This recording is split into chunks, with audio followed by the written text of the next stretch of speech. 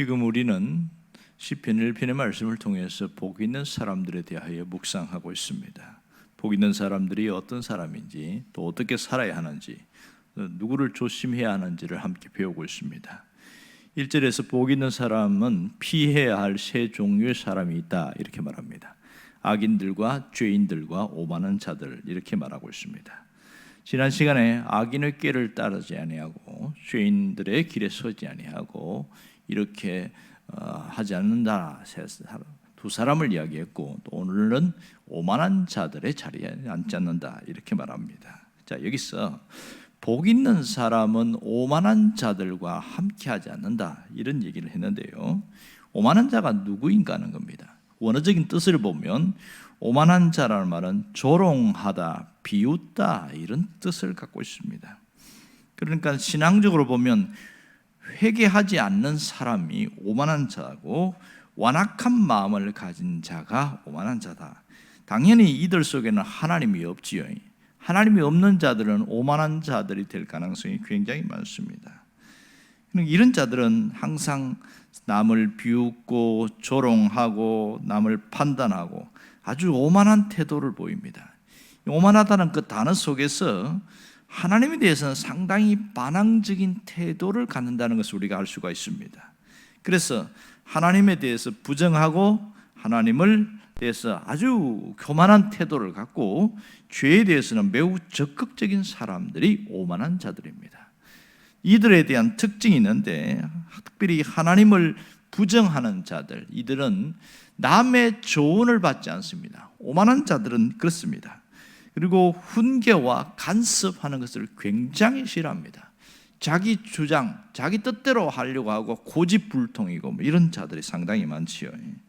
자, 그럼 여기서 오만한 자의 자리에 앉지 아니하고 그랬는데, 이 자리가 뭐냐는 거예요.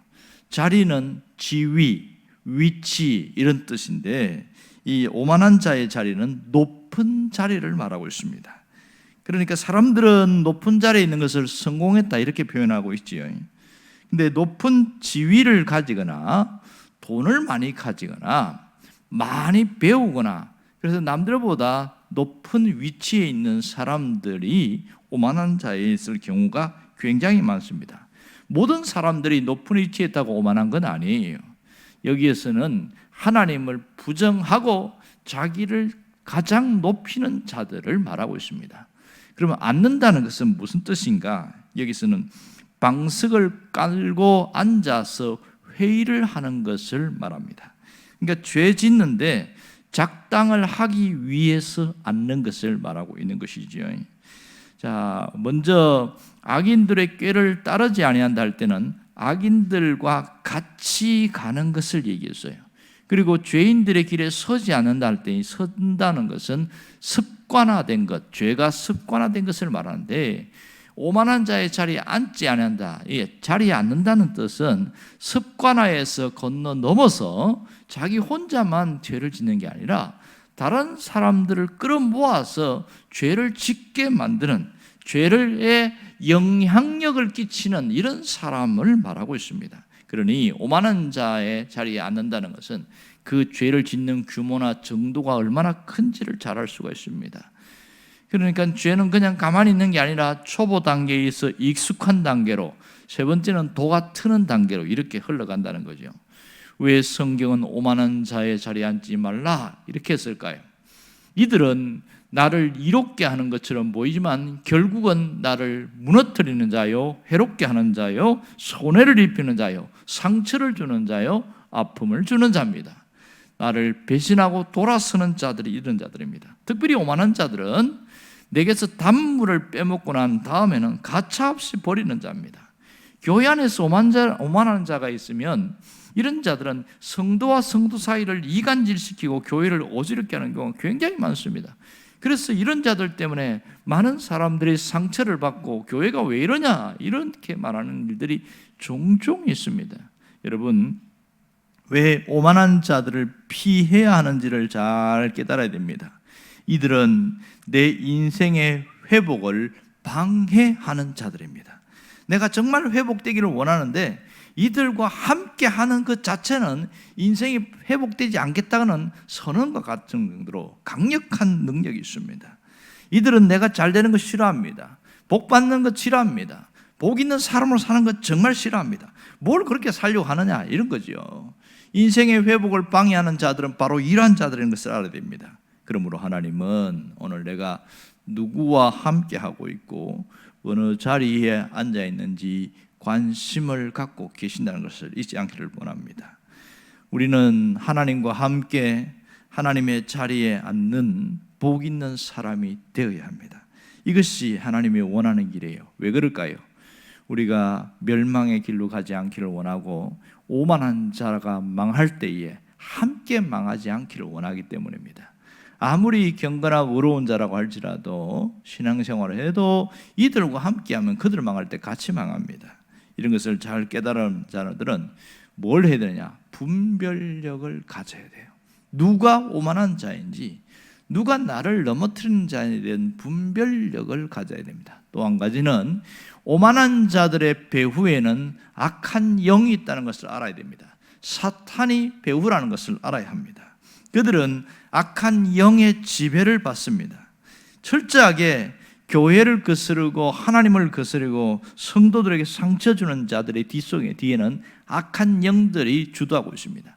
이 오만한 자와 함께 있게 되어지면 내가 하나님의 자녀이지만 죄의 노예가 되어서 끌려다닐 수 있다는 것을 알아야 합니다. 그래서 하나님이 그들과 가까이 하지 마라 이 얘기하는 것이지요. 결국 오만한 자의 결말은 비참함입니다. 굉장히 어려워지죠. 완전히 비참해지는데 그들과 가까이 하는 나도 똑같이 그런 비참함 자리에 있기 때문에 우리가 이것을 경계해야 합니다. 그러면 우리가 지금 누구와 함께 하고 있는지 이것을 잘 둘러봐야 됩니다. 오늘 세 종류의 사람들을 가까이 하지 마라 그랬습니다. 악인들, 죄인들, 오만한 자들. 그런데 성경을 자세히 보면요, 복 있는 사람은 할 때는 단수입니다. 한 사람을 이야기해요. 그런데 이 악인들, 죄인들, 오만한 자들 이야기할 때는 복수입니다. 여러 사람들을 이야기하고 있어요.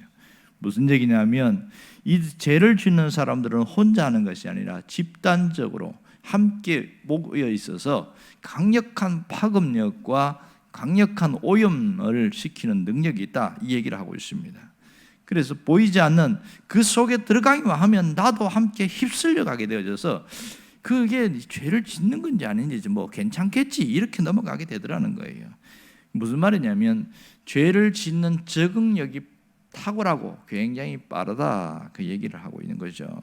여러분, 이런 악인들의 꾀에 따르지 않고 죄인들의 길에 서지 않고 또 오만한 자의 자리에 앉지 않으려면 우리가 견고하고 확실한 기준이 있어야 됩니다.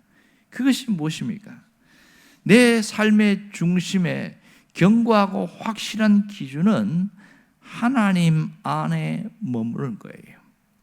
복 있는 사람이 갖는 삶의 확실한 기준은 하나님 곁에 머물러 있는 거예요. 그것이 되어지면 그 사람은 살아남을 수 있습니다.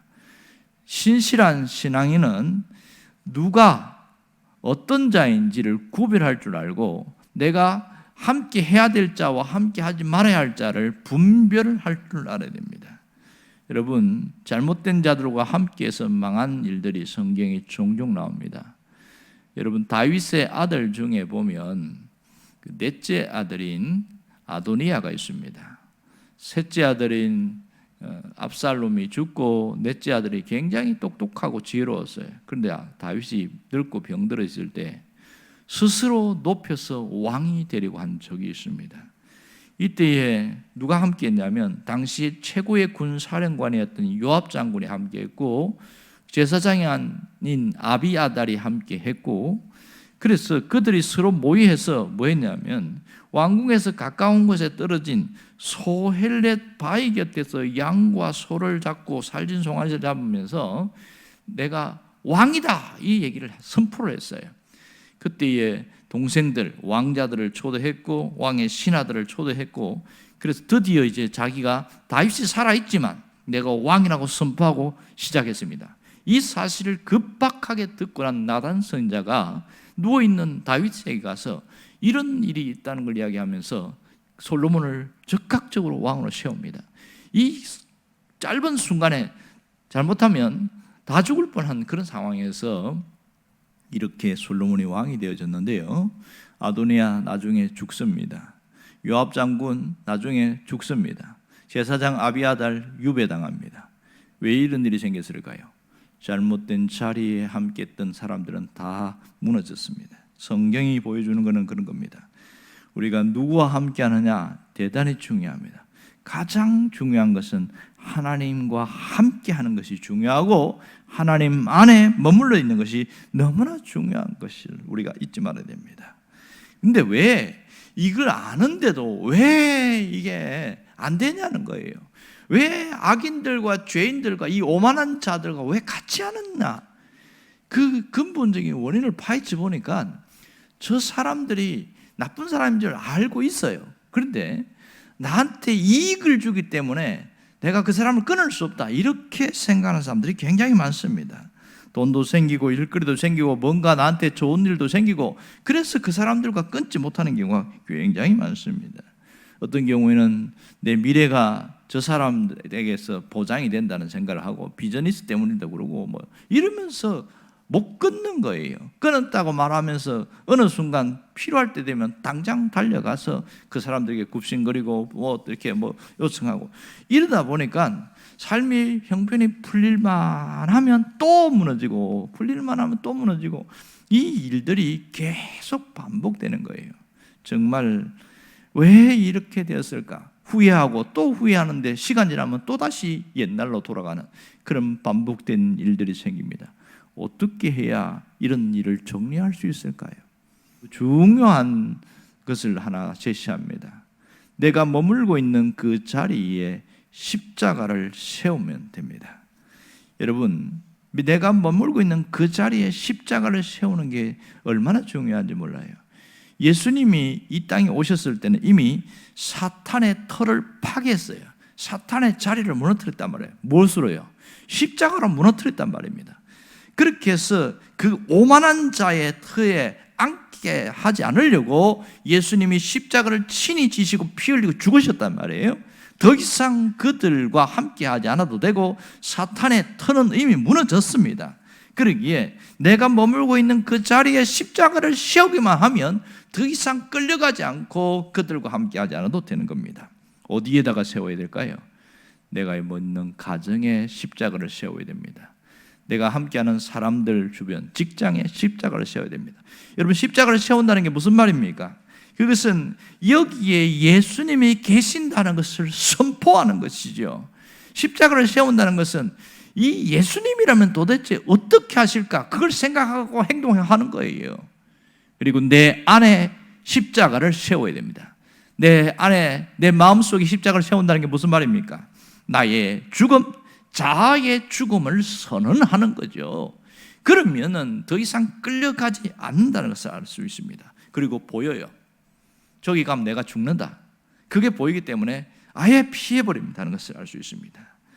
어떤 경우에는 하나님이 이 모임만큼 너는 떠나라, 그런데도 못 떠나는 경우가 있습니다. 이 사람만큼은 떠나라, 그런데도 놓치지 않으려고 하는 사람이 있습니다. 자꾸만 우리는 떠나야 할 곳을 떠나지 않고 피해야 할 곳을 피하지 않기 때문에 인생이 괴롭힘을 당하고 고통을 당하는 일들이 얼마나 많은지 모릅니다. 정말 주님이 떠나야 할 자리, 피해야 할 자리, 끊어야 할 자리 정리하기를 원한다면 깨끗이 정리해야 됩니다. 이 새해에 하나님은 복 있는 사람으로 우리가 살기를 원하셔요. 그러면 싹 정리하고 내가 서 있는 그 자리를 거룩한 자리로 만들어야 합니다. 하나님이 모세를 부르셨을 때에 네가 선 곳은 거룩한 곳이니 신을 벗어라, 이렇게 이야기했지요. 이것을 쉽게 이야기하면 무슨 말입니까? 청소하라는 얘기예요.